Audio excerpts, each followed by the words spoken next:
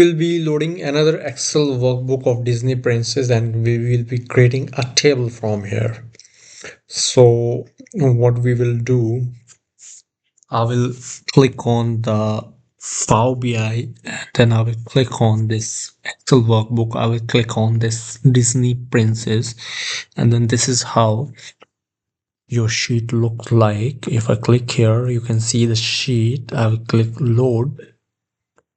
Now I got one sheet, and from the website, if you see what we need to do, we need to create a table showing the numbers of the film by feminist rating, right? I will click on a table, I will click on feminist rating, and I will click on name, right?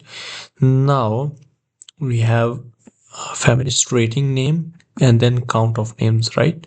So the names I will pull down and then I will click on the counts and then you can see 4 2, so 13 in total, 13.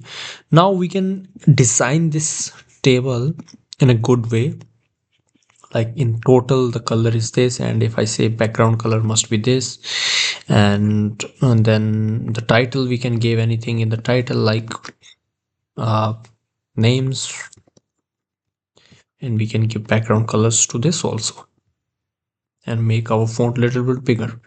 So this is how you do this. Thank you for watching. Have a nice day.